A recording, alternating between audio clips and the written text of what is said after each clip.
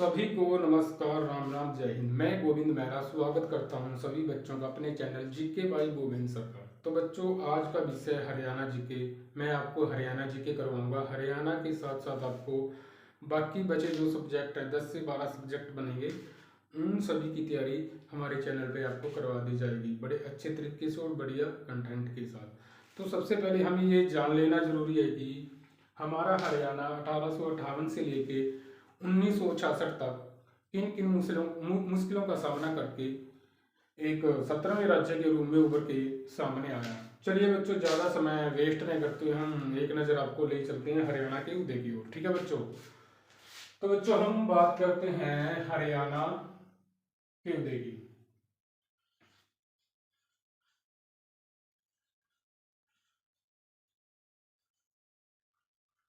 हरियाणा का गठन, हम बात करते हैं बच्चों हरियाणा का गठन की। तो बच्चों 1858 में हम बात करते हैं 1858 की। 1858 में हमारा हरियाणा किसके अधीन रहा? 1858 में ये रहा पंजाब के अधीन।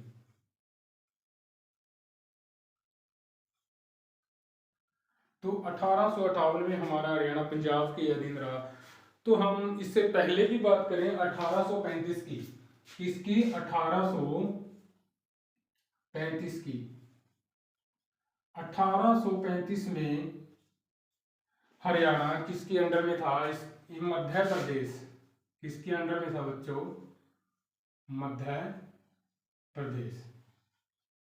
मध्य प्रदेश का भी हिस्सा हमारा हरियाणा रहा।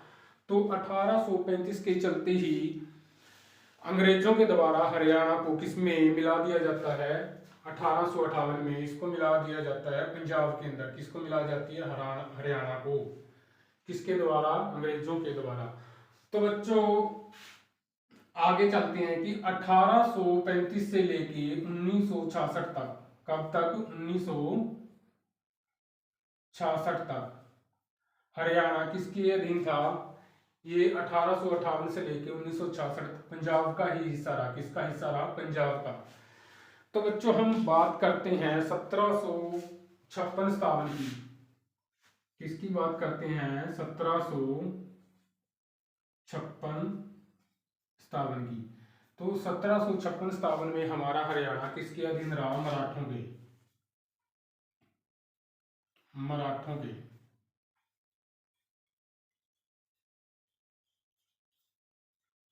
मराठों के अधीन रहा। तो आगे चलते ही 1761, बात करें 1761 की। 1761 में एक युद्ध होता है, पानीपत का तीसरा युद्ध। कौन सा युद्ध होता है? पानीपत।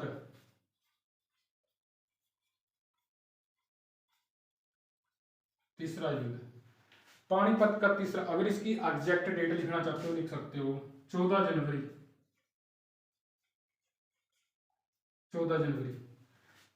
14 जनवरी 1761 को पानीपत का तीसरा युद्ध होता है। ये युद्ध किस किस के बीच होता है? ये होता है बच्चों अहमद शाह अब्दाली। अहमद शाह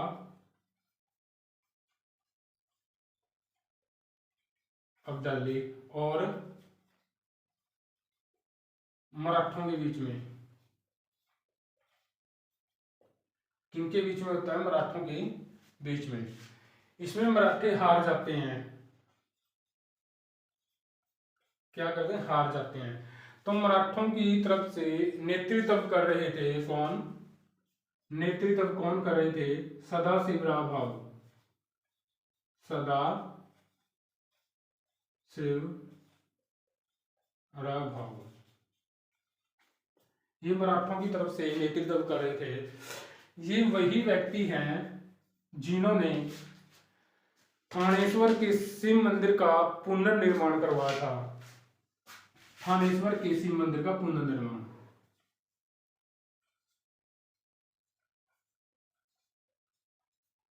थानेश्वर के शिव मंदिर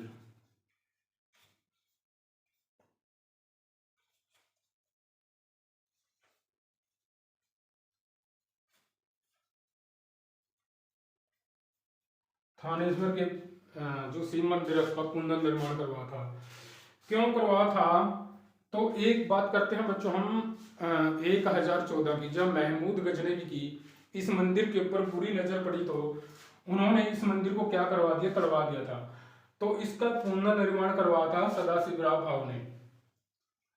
ठीक है बच्चों, तो इसको बनवाया, अगर पूछ लिया जाता है कि इस मंदिर को बनवाया किसने था, बनवाया था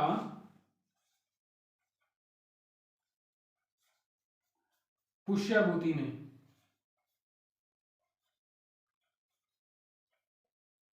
पुष्यभूति के द्वारा बनवाया गया था। ये कब बनवाया था? 6ठी सदी में, 6ठी सदी में। ठीक है बच्चों, 6ठी सदी के अंदर इसको बनवा दिया गया था। ठीक है बच्चों, इतना समझ में आया? तो इसको एक बार नोट कर लीजिएगा, ठीक है ना, फिर आगे चलते हैं।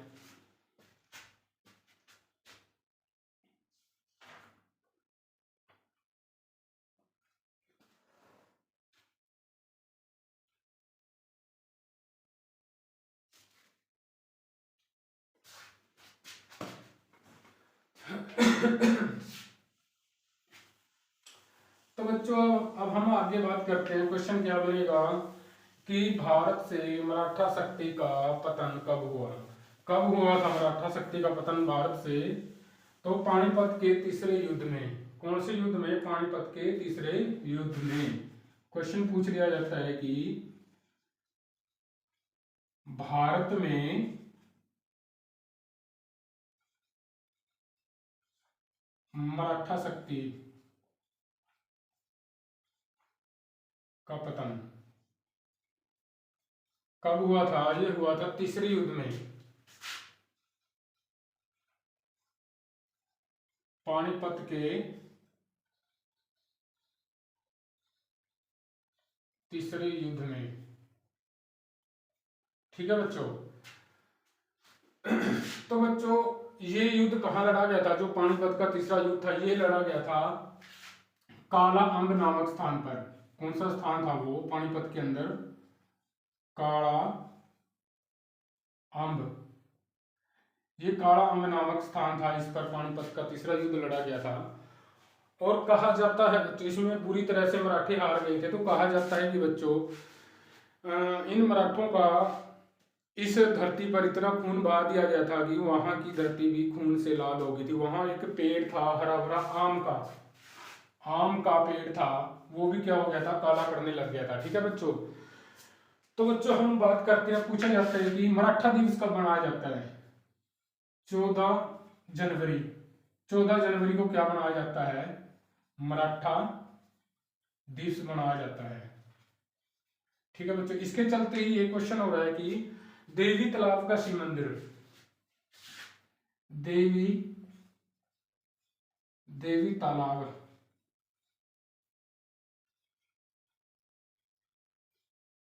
शिव मंदिर, इसका निर्माण भी पानीपत में ही करवाया गया था, पानीपत में। ठीक है बच्चों, तो बच्चों आगे चलते हैं हम तो आगे चलते हैं हम 1803 में। 1803 में क्या होता है? 1803 में एक संधि होती है, सुरजी अंजन संधि। 1803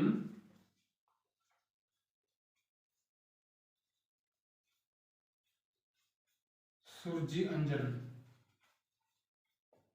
संधि।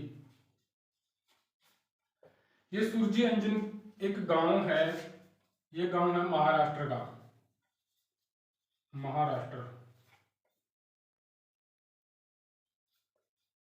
महाराष्ट्र का गांव है सुरजी अंजन। और ये संधि किसने करवाई थी? ये संधि करवाई थी दौलत राम सिंधिया ने। किसने करवाई थी बच्चों? दौलत राम सिंधिया ने।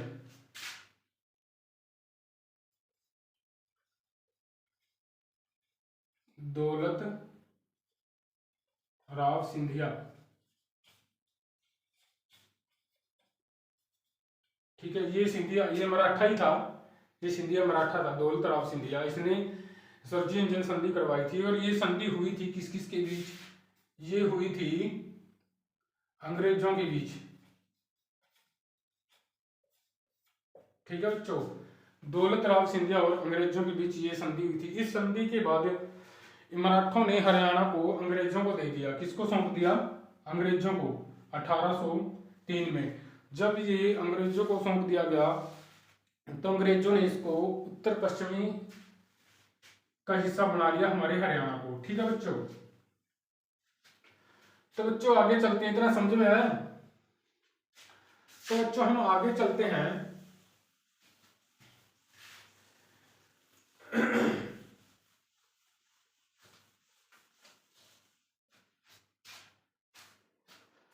कि 1803 के अंदर, 1803 में अंग्रेजों के द्वारा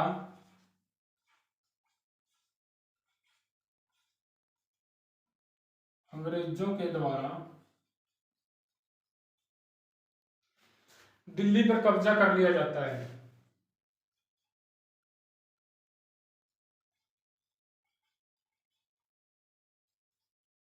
दिल्ली पर कब्जा। उस समय चला हुआ था वेल्जली का। कौन थे वेल्जली?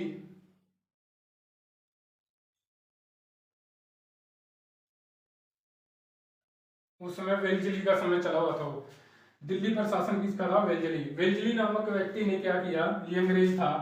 इन्होंने मुगलों से कहा कि आप सिर्फ पेंशन पे ही जीवित रहोगे। किस पे जीवित रहोगे? पेंशन पर। आप पेंशन पर ही अपना जीवन यापन करोगे। मुगल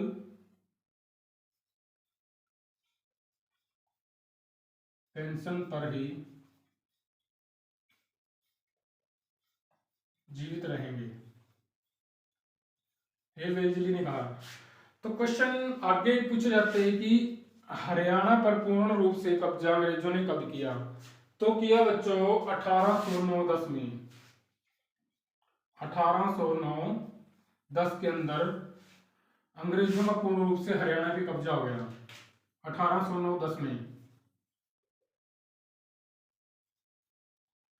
हरियाणा पर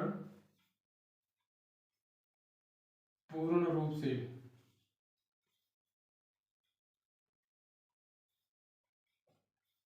अंग्रेजों का कब्जा।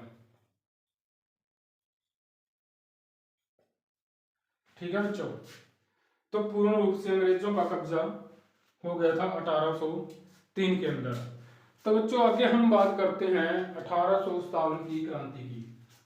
किसकी बात करते हैं? 1857 की क्रांति की। तो भारत में 1800, भारत की बात करें तो 10 मई 1857 को 10 मई 1857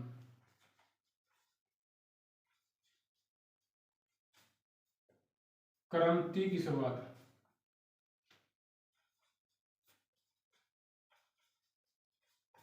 कहां से शुरू हुई थी?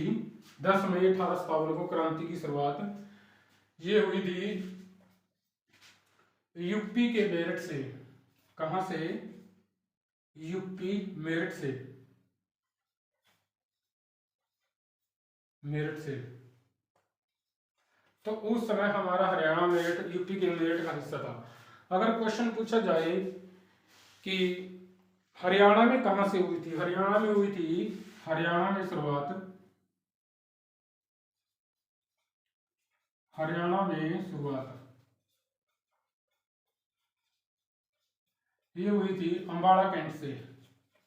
अंबाला, अंबाला कैंट से, अंबाला छावनी या कैंट से। ठीक है बच्चों, ये जो क्रांति थी ये 31 मई को शुरू होनी थी। कब होनी थी? 31 मई, 31 मई 1857।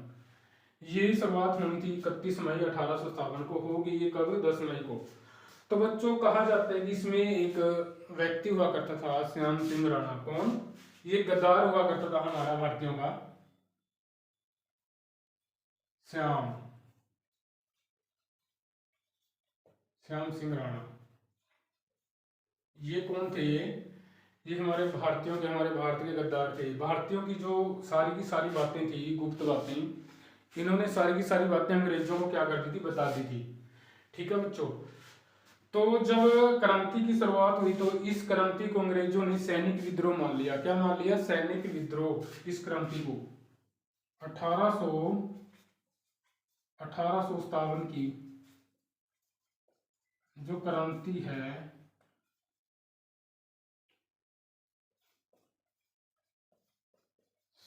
सैनिक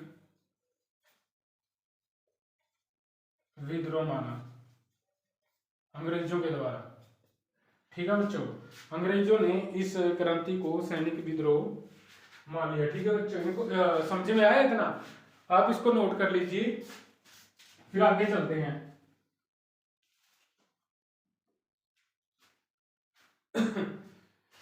तो बच्चों बात करते हैं कि इस क्रांति को प्रथम स्वतंत्रता संग्राम बोला गया। किसने बोला था? ये वीर सावरकर ने बोला था।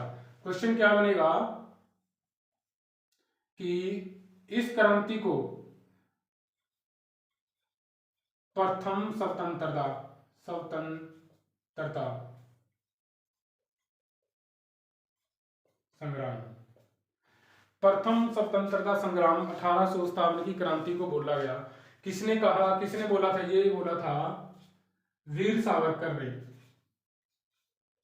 वीर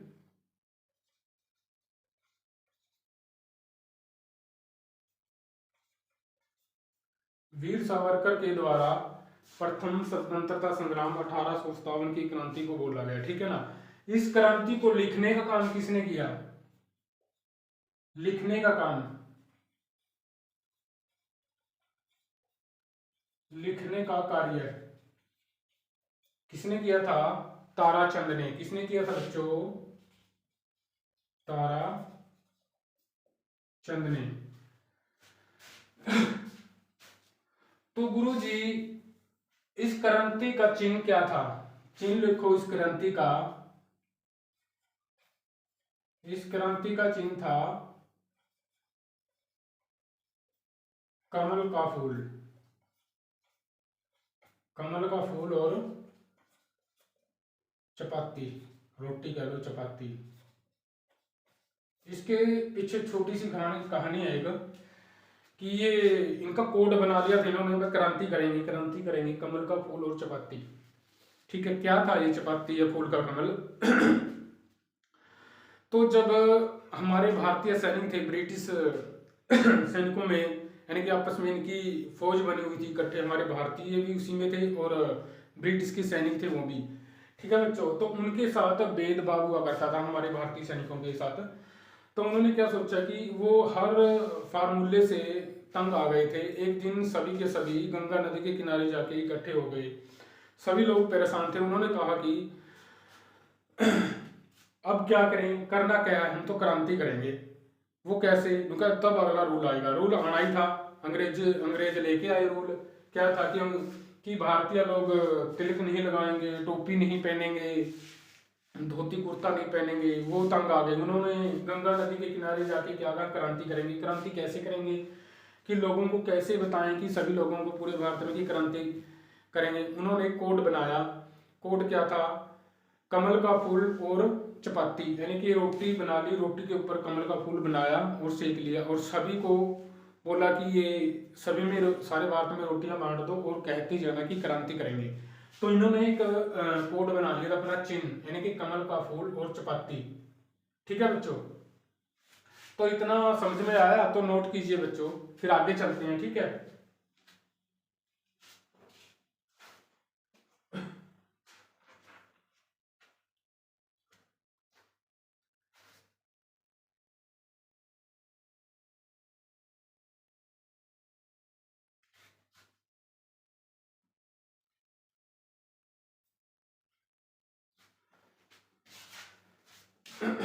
तो बच्चों आगे चलते हैं। रियासतें हुआ करती थी हमारे, जैसे पंजाब, यानी पंजाब के अंदर रियासत थी पटियाला, नाभा, पटियाला और जींद। ये रियासतें पंजाब के साथ मिली हुई थी। ठीक है, इन रियासतों ने पंजाब का क्या किया? साथ दिया। ठीक है, तो कौन कौन सी रियासतें थी? एक रियासत थी नाभा। क्या हो गया? मार्कर वो नाभा, पटियाला और जींद। ये तीन रियासतें पंजाब के साथ थी। किसके साथ थी? पंजाब।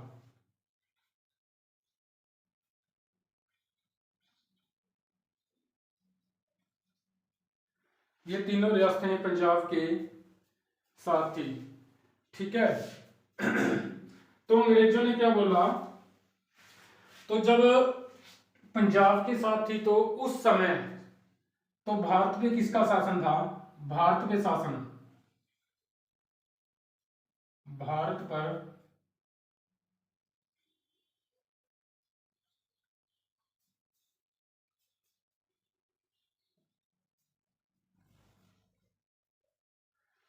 किसका? जफर का, बहादुर शाह जफर, बहादुर शाह जफर। बहादुर शाह जफर का शासन था जब ये तीनों रियासतें पंजाब के साथ मिली हुई थी। और गवर्नर हुआ करते थे, गवर्नर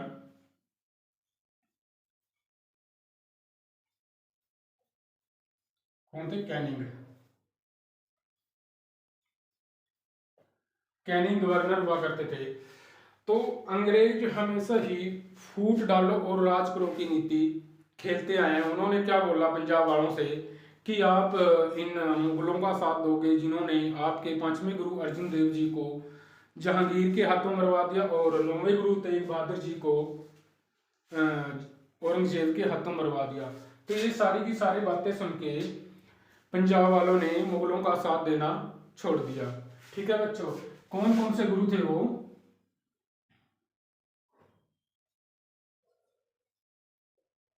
पांचवें गुरु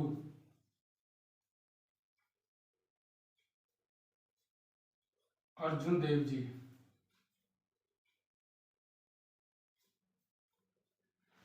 इन्होंने जहांगीर ने मरवा दिया था इनको।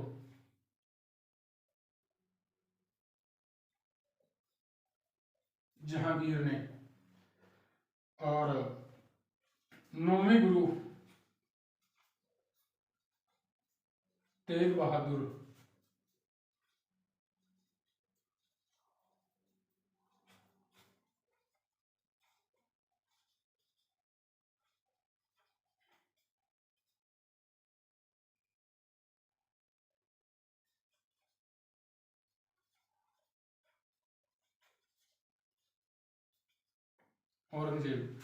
औरंगजेब ने नौवें गुरु तेग बहादुर जी को मरवाया।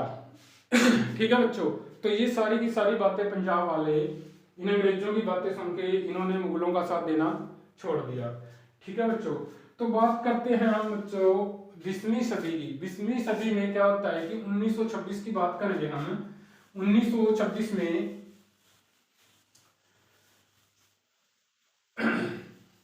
एक सम्मेलन होता है 1926 में, दिल्ली सम्मेलन। बात करते हैं 20वीं शताब्दी की। 20वीं शताब्दी,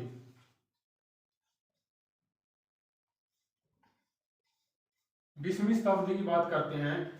1926 1926 में एक सम्मेलन होता है, दिल्ली सम्मेलन।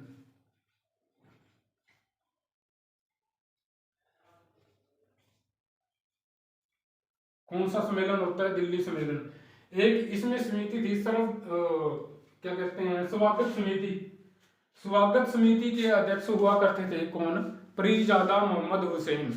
उन्होंने क्या कहा कि हरियाणा को पंजाब से अलग करके दिल्ली में मिला दिया जाए। किसमें मिला दिया जाए? दिल्ली में। हरियाणा को पीरजादा, स्वागत समिति।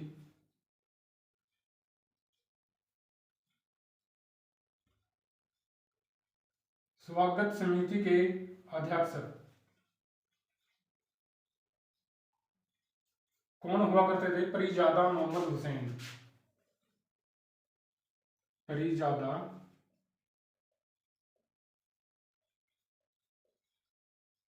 मोहम्मद हुसैन,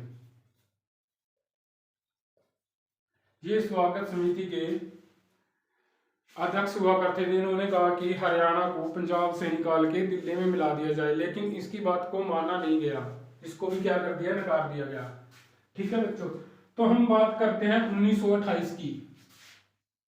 तो बात करते हैं 1928 की। 1928 में सम्मेलन होता है कौन सा, सर्वदलीय सम्मेलन,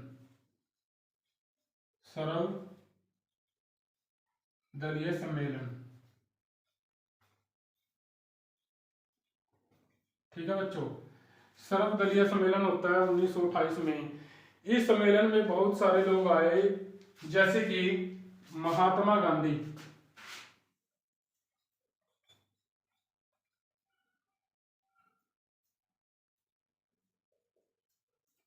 महात्मा गांधी जी, मोहम्मद जिन्ना, मोहम्मद जिन्ना, आर्य समाज और ब्रह्म समाज।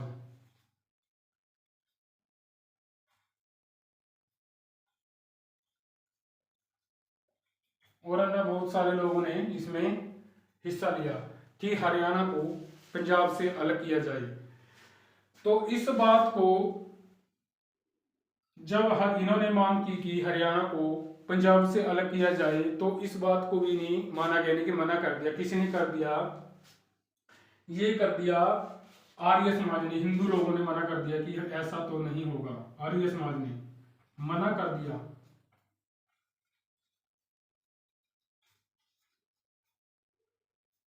किसने कर दिया, आर्य समाज ने या ब्रह्म समाज, हिंदू लोगों ने, हिंदू समाज ने, हिंदू महासभा।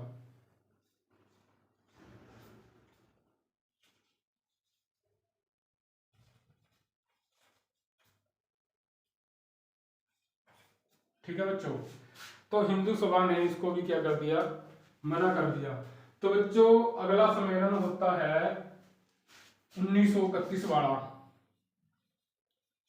1931 में क्या होता है, सम्मेलन होता है दूसरा। ये 1931 में दूसरा सम्मेलन होता है कि भारत में सम्मेलन हुए थे, कितने, 3 सम्मेलन हुए थे। कौन कौन से सम्मेलन थे वो सम्मेलन हुए थे 1930 में,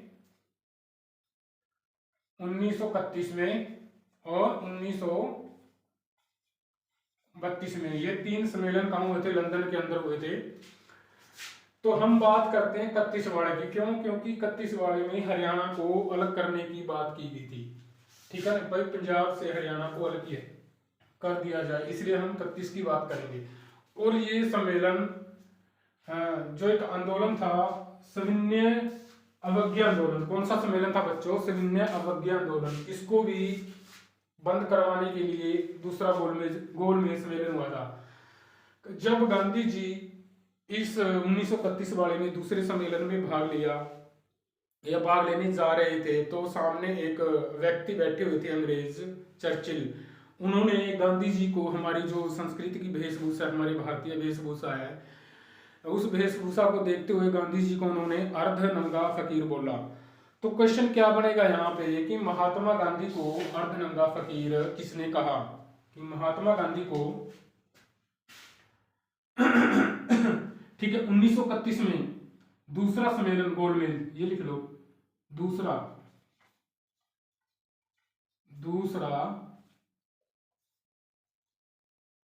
गोलमेज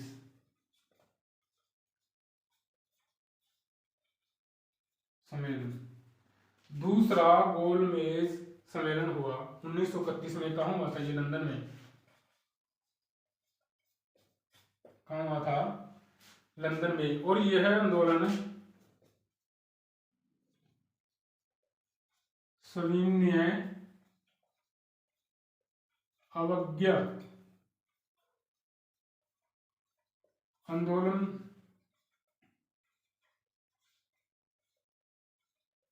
बंद करवाने के लिए ये भी हुआ था। सविनय अवज्ञा आंदोलन को बंद करवाने के लिए भी ये सम्मेलन किया गया था। और हरियाणा को पंजाब से अलग करवाने के लिए भी ये आंदोलन किया गया था। जब गांधी जी सम्मेलन में भाग लेने के लिए गए, तो वहां पे एक चर्चिल नाम का व्यक्ति था, अंग्रेज, उसने गांधी जी को अर्धनंगा फकीर बोला, वेशभूषा को देखते हुए। किसने कि महात्मा गांधी को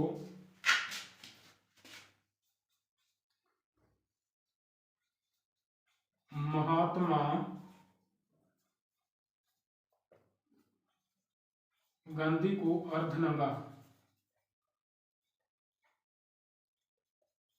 नंगा फकीर कहा। किसने? चर्चिल ने।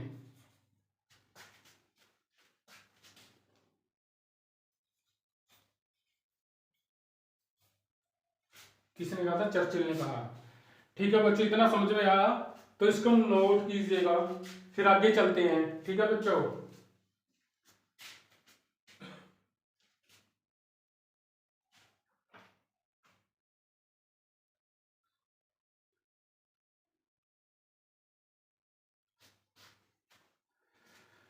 तो इतना लिख लिया बच्चों। बच्चों देखो 1931 में भी, ये 1931 में भी एक आवाज उठाई थी।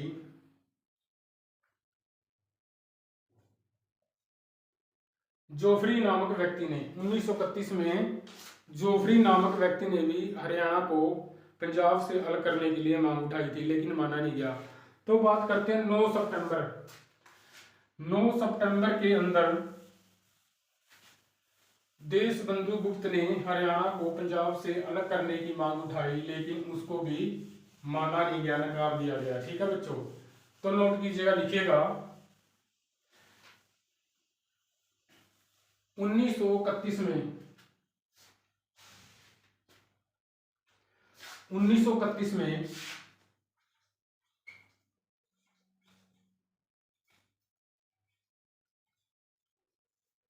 जोफरी ने भी मांग उठाई कि हरियाणा को पंजाब से अलग किया जाए, लेकिन इसको भी माना नहीं गया। फिर 9 सितंबर 1923 9 सितंबर 1923 9 सितंबर सॉरी 1932 23 नहीं 32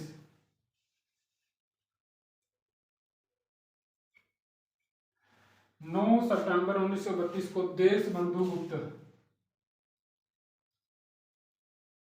देशबंधु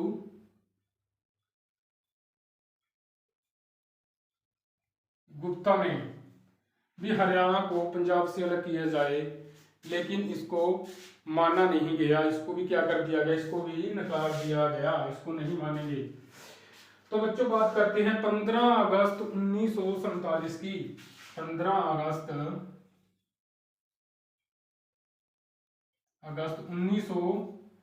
1947, 15 आजादी के बाद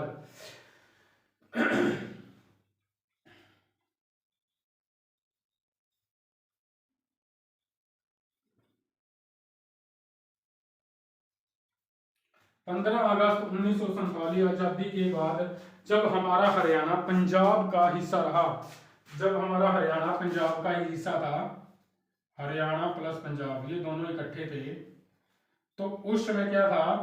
उस समय पंजाब के पहले मुख्यमंत्री हुआ करते थे। कौन थे पहले मुख्यमंत्री?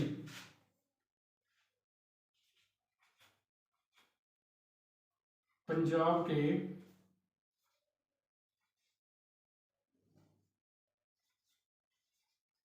प्रथम सीएम कौन थे? गोपी चंद भार्गव। गोपी चंद भार्गव ये पंजाब के पहले सीएम हुआ करते थे, और ये हमारे हरियाणा के किस जिले से संबंध थे? ये थे सिरसा जिले से संबंध रखते थे। सिरसा सिरसा जिले से इनका क्या था? संबंध था। तो उस समय भारत के पहले प्रधानमंत्री पाकिस्तान के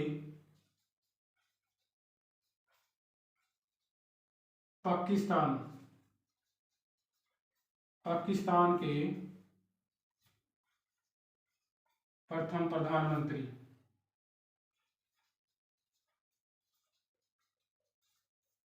कौन थे? लियाकत अली खान। लियाकत अली खान।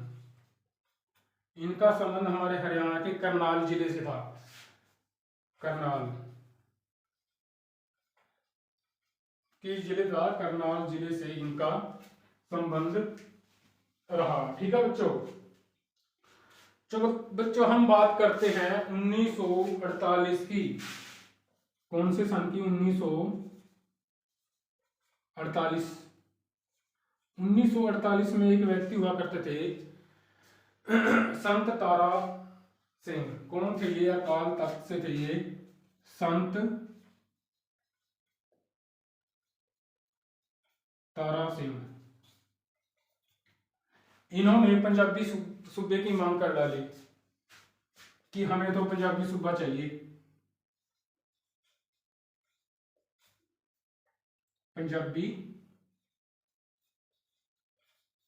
सूबे की मांग कर डाली।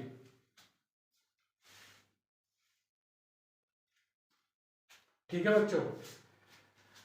तो इन्होंने पंजाबी सूबे की मांग किसके माध्यम से की थी? इनका एक न्यूज़पेपर था, Ajit newspaper. Ajit newspaper. Ajit newspaper से इन्होंने पंजाबी सूबे की मांग उठाई संत तारा सिंह ने सन 1948 में। तो उस समय सरदार वल्लभ भाई पटेल ने कहा कि ऐसा तो हम नहीं कर सकते, क्योंकि भारत में बहुत सारे धर्मों के लोग रहते हैं, जैसे कि ईसाई, सिख हो गए और जैन हो गए। ऐसे तो सभी लोग अलग अलग सूबे की मांग उठाएंगे। ठीक है, ऐसा तो नहीं होगा। इसको क्या कर दिया गया? मना कर दिया गया। ठीक है ना, इसको पंजाबी सूबे नहीं दिया गया। ठीक है बच्चों। तो बच्चों बात करते हैं 1949 में। 1949 में क्या होता है? अगले सीएम आते हैं भीमसेन सच्चर। 1949 में आते हैं भीमसेन सच्चर। ये भीमसेन सच्चर थे, ये उड़ीसा और आंध्र प्रदेश के क्या रहे? राज्यपाल रहे। क्या रहे? राज्यपाल थे ये उड़ीसा और आंध्र प्रदेश के। ठीक है ना। तो ये एक फार्मूला लेके आए। कौन सा फार्मूला था वो फार्मूला लेके आए सच्चर फार्मूला। भीमसेन सच्चर थे ये, सच्चर के नाम से फार्मूला लेके आए। कब लेके आए? 1 अक्टूबर 1949 को। कब लेके आए? 1 अक्टूबर 1949 को। तो बच्चों आगे बात करते हैं हम, इसको नोट कीजिएगा। पंजाब के अगले सीएम हम बात करते हैं 1949 में। 1949 में पंजाब के सीएम कौन थे? भीमसेन सच्चर। ये एक फार्मूला लेके आए थे 1 अक्टूबर 1949 को। 1 अक्टूबर 1949 को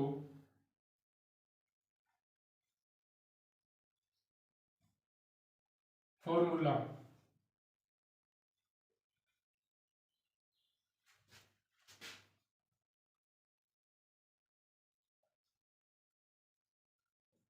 सच्चर फॉर्मूला। ठीक है बच्चों, सच्चर फॉर्मूला लेके आए। इस फॉर्मूले ने क्या बोला कि हम हरियाणा को 2 क्षेत्रों में बांटेंगे। एक तो रहेगा हमारा हिंदी क्षेत्र, एक रहेगा पंजाबी क्षेत्र। इस फार्मूले ने कहा कि हम इसको 2 भागों में बांटेंगे, हरियाणा को हिंदी क्षेत्र और पंजाबी क्षेत्र। हिंदी क्षेत्र और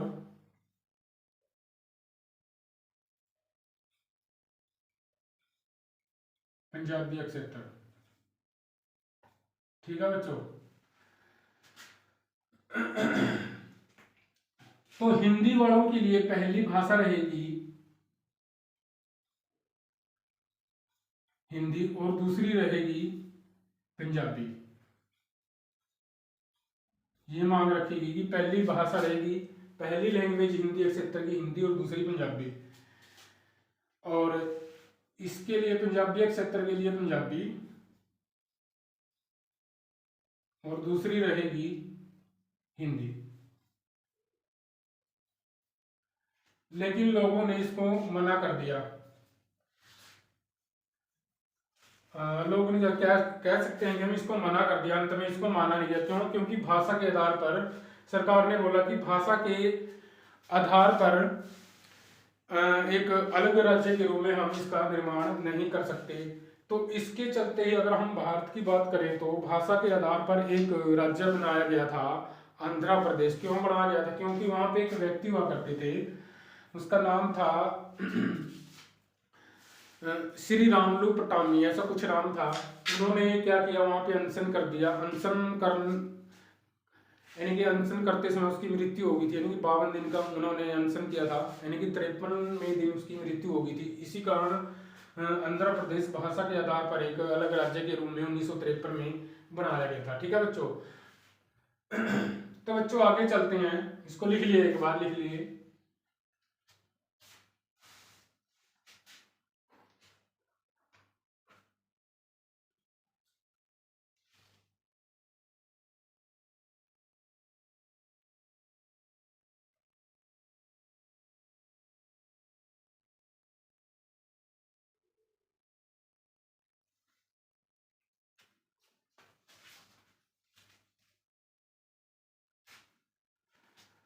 तो बात करते हैं बच्चों हम 29 सितंबर की। 29 सितंबर 1953 कब करते हैं? 29 दिसंबर 29 दिसंबर 1953 को एक आयोग आता है, पुनर्गठन आयोग, यानी जिसको हम बोल देते हैं राज्य पुनर्गठन आयोग, यानी कि फजल अली आयोग। फजल अली आयोग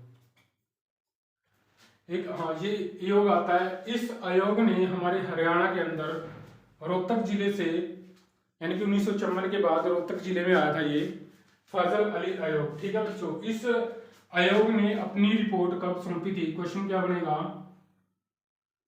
कि इस आयोग ने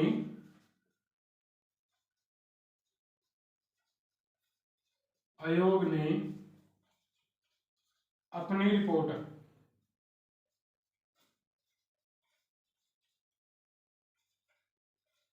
कब सौंपी? कब सौंपी थी बच्चों? ये सौंपी थी बच्चों 1955 में। 1955 में HSSC के अकॉर्डिंग 1955 ये क्वेश्चन पूछा गया है HSSC के द्वारा। ठीक है ना, 1955 में कहीं, यानी कि अगर आप गूगल सर्च करोगे तो 1956 दिखाएगा, 1956 दिखाएगा। 30 सितंबर 1956, 30 सितंबर, इसको पूरा लिख लो, 30 दिसंबर 1955। ये गूगल आप सर्च करोगे 56 दिखाएगा, 56 भी है, 55 56 में रिपोर्ट, 56 में गूगल के अनुसार 56 में सौंपी, और ये HSSC ने पूछा था, उन्होंने माना था 1955। ठीक है बच्चों, नोट कीजिए इसे। अगर हम भारत की बात करें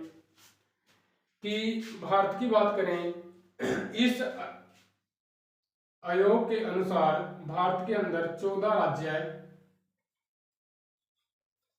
और 6 यूटी। इसका निर्माण किया गया था, कब किया गया था? इसका निर्माण किया गया था 7वां संविधान संशोधन 1956 के तहत। 7वां संविधान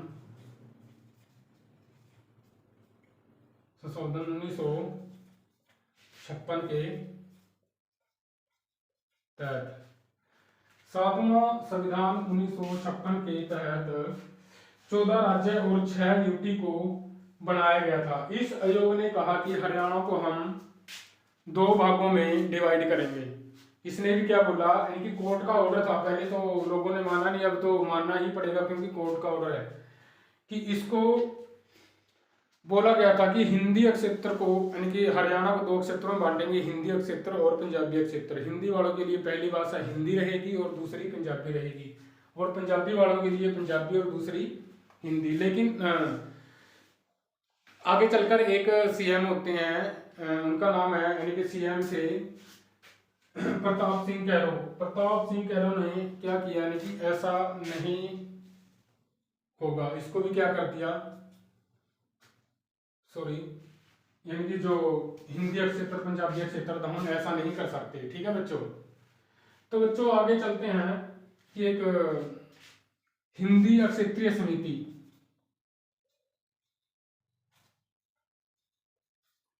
हिंदी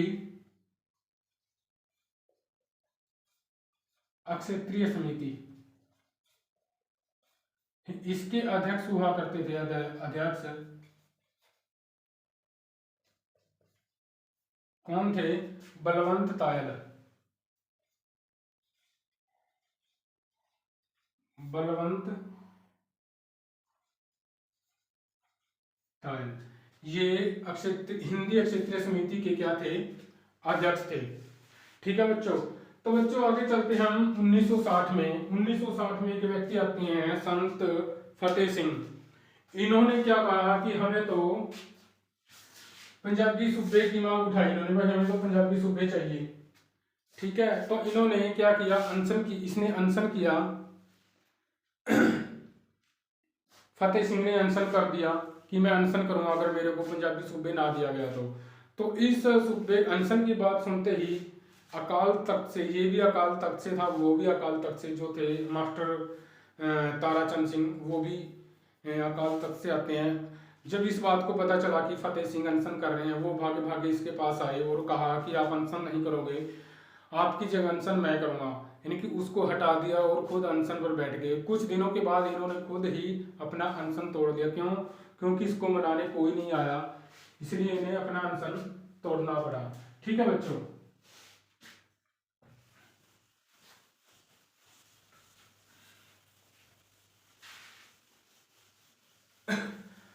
तो बात करते हैं हम 1960 की। 1960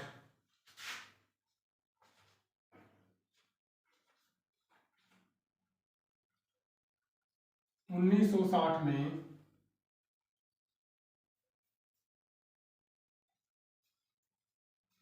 फतेह सिंह,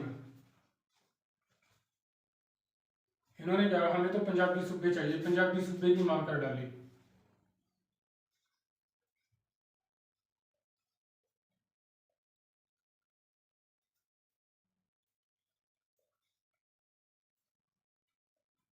ठीक है, इन्होंने पंजाबी सूबे की मांग की 1960 के अंदर। इन्होंने कहा कि अगर हमें पंजाबी सूबे ना दिया गया तो हम अनशन करेंगे। तो वो अनशन पर बैठने की बजाय मास्टर ताराचंद ने जब पता चला कि फतेह सिंह अनशन पे बैठे हैं, तो उन्होंने इसको मना कर दिया, इसके पास आए, मना कर दिया कि आप अनशन पर नहीं बैठेंगे, आपकी जगह मैं अनशन पर बैठूंगा। ठीक है ना, उसको भी हटा दिया गया। कुछ दिनों के बाद खुद ही क्या कर लिया उन्होंने, अनशन तोड़ दिया। तो आगे बात करते हैं हम 1965 की। 1965 में फिर फतेह सिंह ने कहा अगर हमें पंजाबी सूबे ना दिया गया तो मैं क्या करूंगा, आत्मदाह करूंगा। तो उन्होंने क्या कहा कि मैं आत्मदाह करूंगा। तो उस समय पाकिस्तान के प्रधानमंत्री,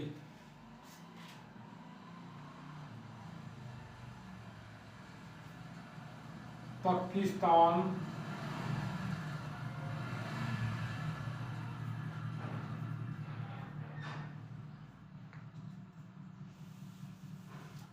उन्नीस सौ पैंसठ में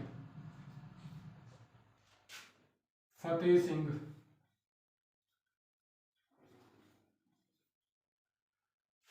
ने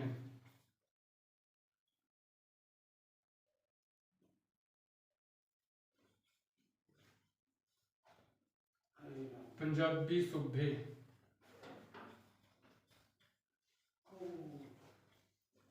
मांग की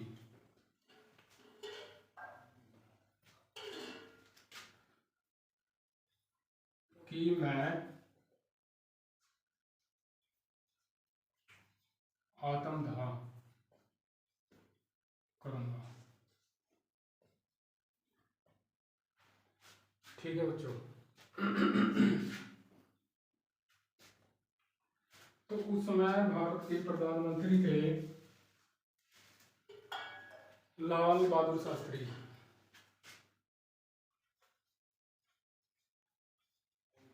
भारत के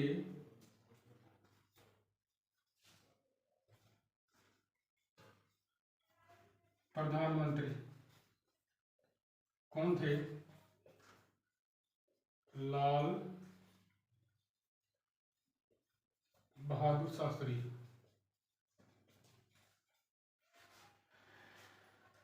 तो इन्होंने क्या बोला कि जिस तरह हमारे भारत में बॉर्डर पर सैनिकों की जरूरत है, उसी तरह हमारे भारत को किसानों की जरूरत है। तो इन्होंने एक नारा दिया था, जय जवान जय किसान। जय जवान जय किसान, ये नारा दिया था लाल बहादुर शास्त्री जी के द्वारा। ठीक है बच्चों, इसको नोट कीजिए।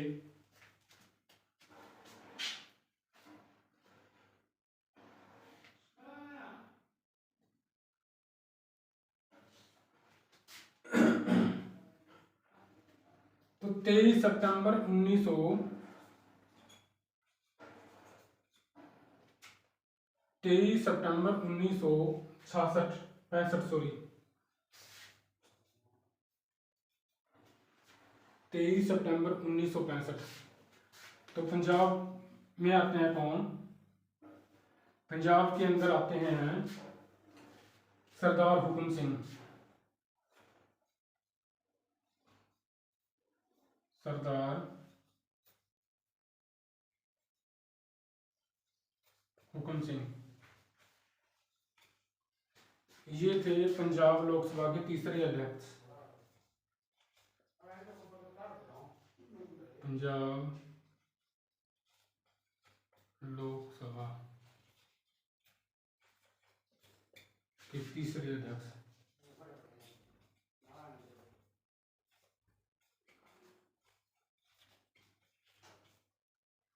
तीसरे अध्यक्ष इन्हीं की अनुशंसा पर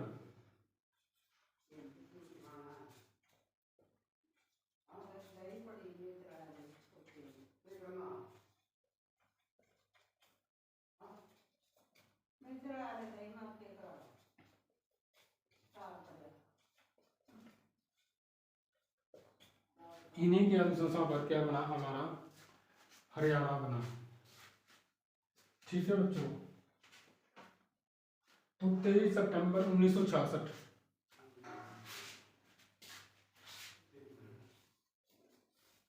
हम बात करते हैं 23 सितंबर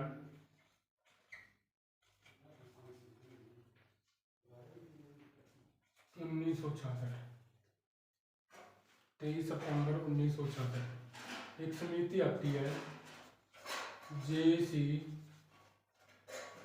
समिति।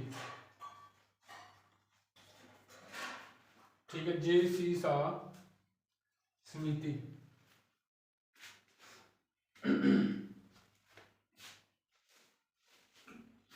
इस समिति ने हरियाणा को बनाने में योगदान दिया। हरियाणा को बनाने में योगदान। 23 सितंबर 1966 को जेसी समिति आई और इस समिति ने हरियाणा को बनाने में योगदान दिया। ठीक है, तो इस समिति के अंदर 3 व्यक्ति हुआ करते थे। कौन कौन? जेसी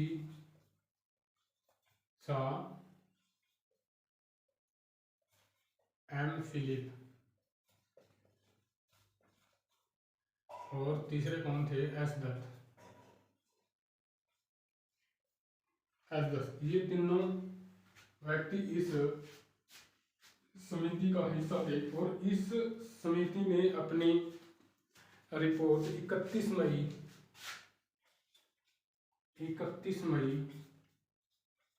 1966 को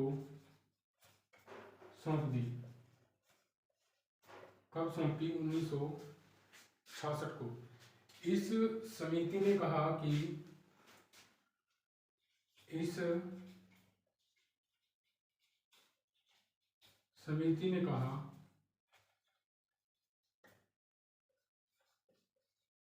कि हरियाणा को पंजाब का लगभग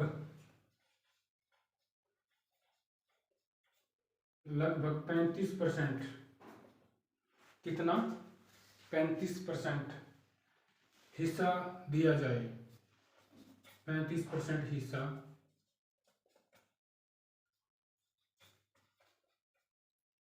दिया जाए, यह बात मुख्य रूप से इस समिति ने रखी। तो ये लगभग एग्जैक्ट कितना दिया गया था? एग्जैक्ट दिया गया था 34.8%। ये रियल है, रियल दिया गया था 34.8, लगभग कह सकते हैं 35% हिस्सा हरियाणा को दिया गया। तो 18 सितंबर 1966 को राष्ट्रपति ने हरियाणा को एक अलग राज्य के रूप में बनाने की दे दी, झंडी दे दी कि हरियाणा राज्य को अलग कर दिया जाए। तो हरियाणा राज्य 1 नवंबर 1966 को 17वें राज्य के रूप में 18वां संविधान संशोधन के तहत बना दिया गया। तो उस समय इसको नोट कीजिए पहले।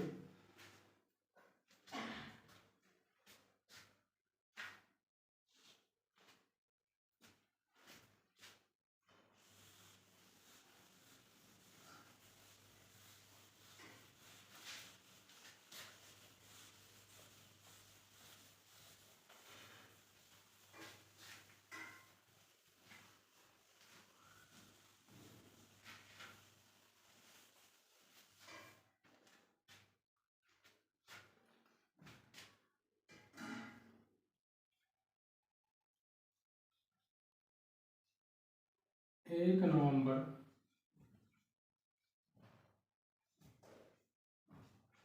1966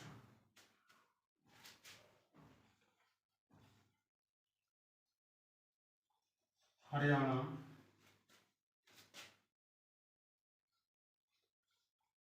सत्रहवें राज्य के रूप में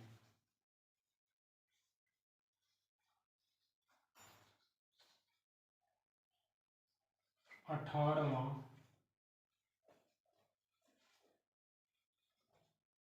संविधान संशोधन के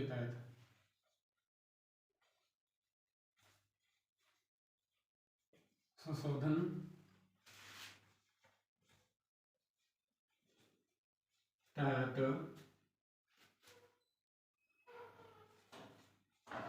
एक अलग राज्य के रूप में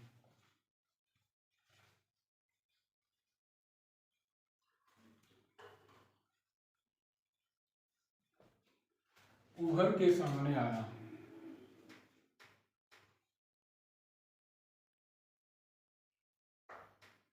उभर कर सामने आया। तो उसी समय 1 नवंबर 1966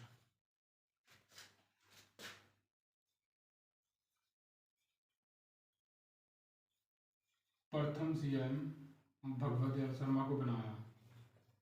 भगवत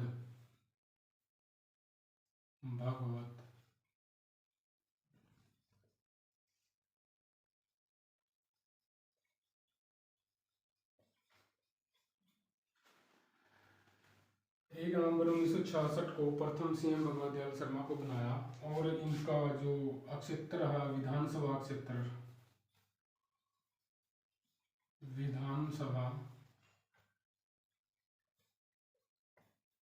क्षेत्र क्या रहा? झज्जर।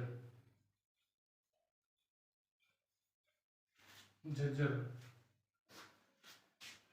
और उनकी पार्टी थी, पार्टी कांग्रेस। क्या रही? कांग्रेस। और इनका ये किस गांव से संबंधित है, किस जिले से? झज्जर से। बेरी गांव झज्जर संबंध रखते थे, संबंध बेरी गांव यानी कि झज्जर। तो बेरी से कुछ बातें हम शेयर करेंगे। बेरी, बेरी गांव मंदिरों का गांव कहा जाता है। बेरी गांव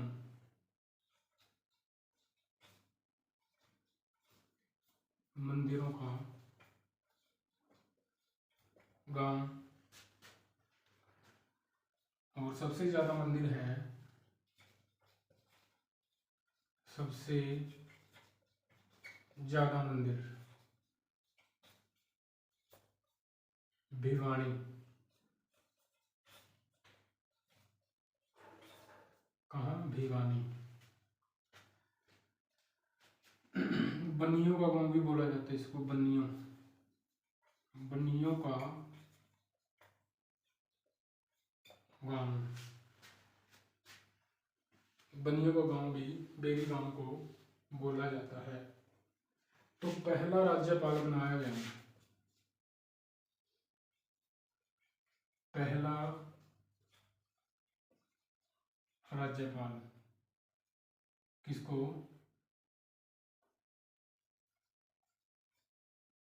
धर्मवीर भारती। और वर्तमान में राज्यपाल कौन है? बंडारू दत्तात्रेय। बंडारू दत्तात्रेय। ये कौन से नंबर के? ये हैं 18वें नंबर के। कौन से हैं? 18वें नंबर के। ठीक है बच्चों, ये हैं 18वें नंबर के। और हरियाणा को क्षेत्रफल दिया गया,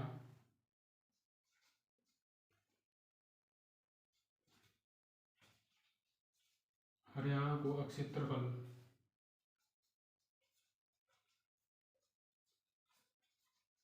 दिया गया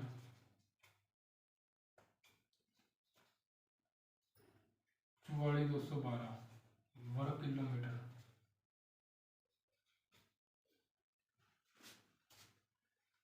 जो भारत का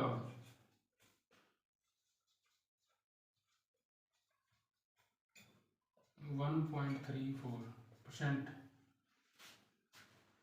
कितना? भारत का 143%। इतना समझ में आया तो इसको नोट कीजिए।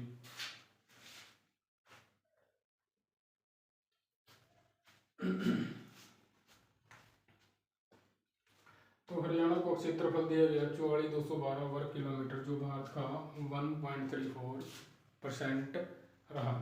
तो आगे बात करते हैं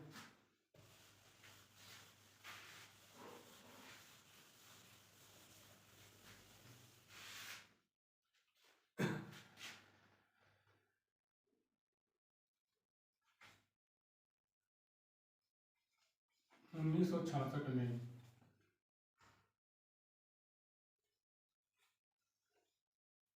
पंजाब के पास सीटें थी कितनी? 154, 154 सीटें। और भारत को 154 में से, सॉरी, हरियाणा को 154 में से दी गई, हरियाणा को 54 सीटें।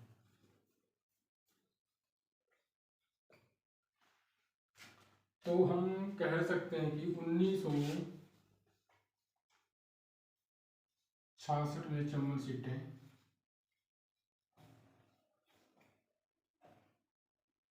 1977 81 सीटें,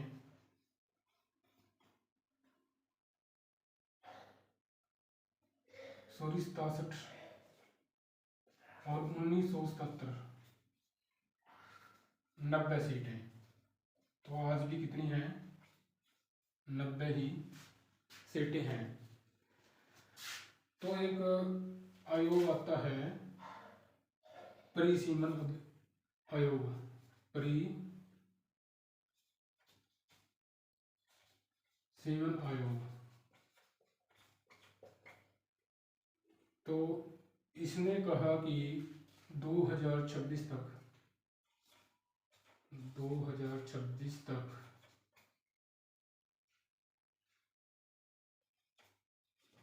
इन सीटों में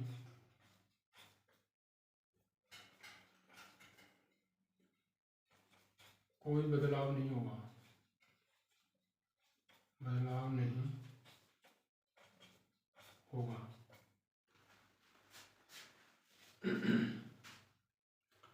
तो आगे बात करते हैं 1947 के बाद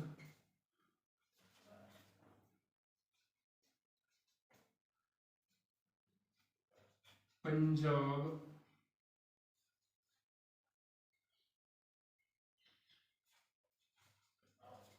और हरियाणा हाई कोर्ट। 1947 के बाद पंजाब और हरियाणा हाई कोर्ट के जो जस्टिस थे,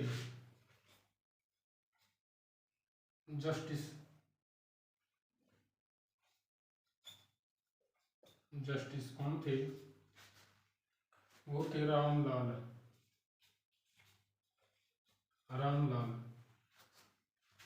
और गठन के समय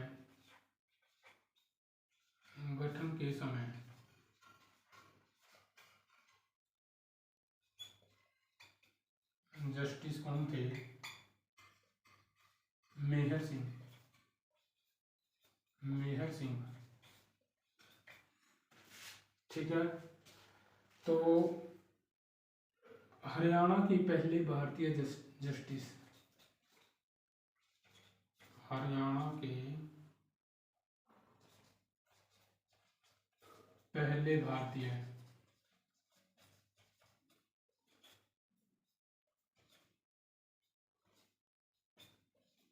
जस्टिस कौन थे? सर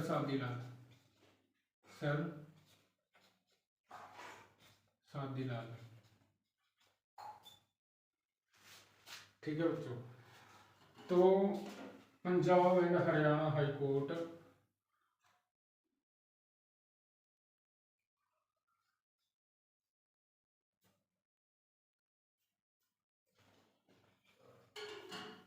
पंजाब और हरियाणा हाई कोर्ट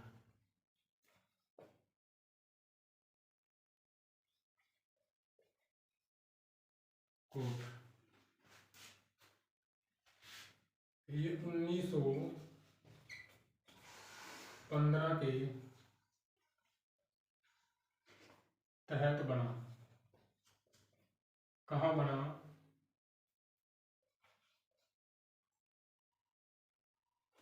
लाहौर के अंदर 1919 में।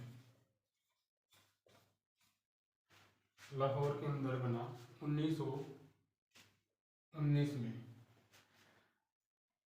तो 15 अगस्त 1947 में इसको ट्रांसफर कर दिया,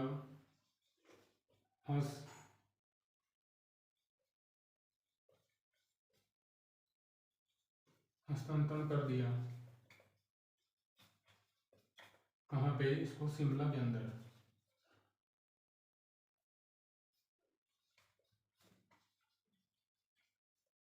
शिमला में इसको क्या कर दिया? ट्रांसफर कर दिया। और 1955 में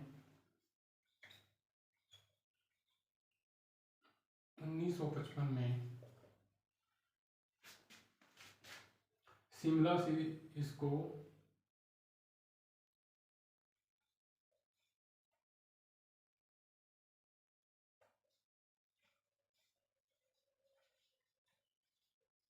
शिमला से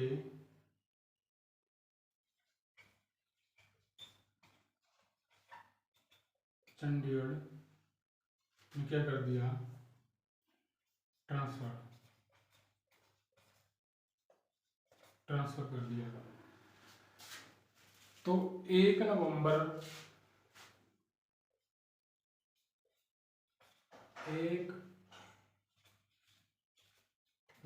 1966 से लेकर अब तक ये चंडीगढ़ में क्या है, कार्यरत है। ठीक है बच्चों, 1 नवंबर 1966 से लेकर अब तक ये चंडीगढ़ में ही क्या है, कार्यरत है। तो बच्चों आज की क्लास इतनी ही। मैं उम्मीद करता हूँ आपको समझ में आया होगा, समझा होगा, सुना होगा और आपने नोट भी किया होगा। ठीक है बच्चों, तो आज की क्लास हम यहीं समाप्त करते हैं। तो नेक्स्ट क्लास के लिए आपको बेल आइकन को प्रेस करना होगा ताकि आपको नेक्स्ट क्लास के लिए नोटिफिकेशन मिल जाए। ठीक है बच्चों, तो आज के लिए इतना ही। सभी को नमस्कार, राम राम, जय हिंद।